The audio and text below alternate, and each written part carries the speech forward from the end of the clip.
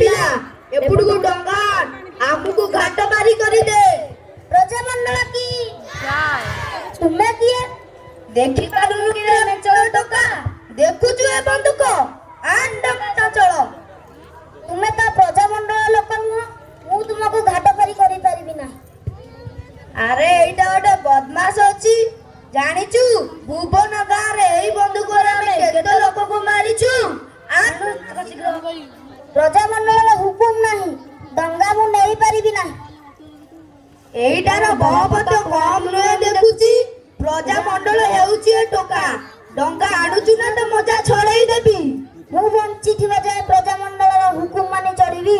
ତମର ନାଲି ଆଖି ଦେଖି ବାଜିଆ ଡରିଛି ବୋଲି ଭାବିଛ? ତମ ପରି ଦେଶର ଶତ୍ରୁଙ୍କୁ ମୁଁ ଜମା ଘାଟ ପାରି କରେଇଦେବି ନାହିଁ। ତମ ପରି ପାପୀଙ୍କୁ ମୁଁ ମୋ ଡଙ୍ଗାରେ କେବେ ବସେଇଦେବି ନାହିଁ। କଣ କହିଲୁ ବଦମାସ? ଦେଖୁଛୁ ଏ ବନ୍ଧୁକ? ଦେଖିଛି। ଏ ନାଲି ଆଖି ବନ୍ଧୁକର ଭୟ ମତେ ଦେଖାଅ ନା। କଣ କରିବ? ଗୁଳି ମାରିବ ତ ମାରୁନ।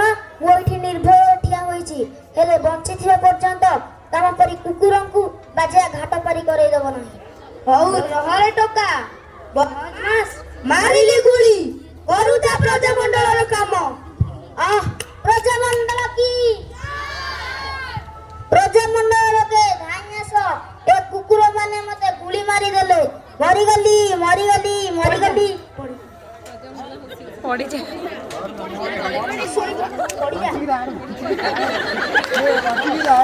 ସତରେ ସିଏ ଅମାନିଆ ପିଲା। କାହା କଥା ଶୁଣିଲ ନାହିଁ। ତମକୁ ବେଖାତିର କଲା, ତମକୁ କୁକୁର ବୋଲି କହିଲା, ଅଥଚ ବାଣ ଭୟରେ ତମେ ଡଙ୍ଗା ନେଇ ଚାଲି ଯାଉଛ। ଜୟ ଶହୀଦ ବୀର ବାଜିରାଉତ କି ଜୟ।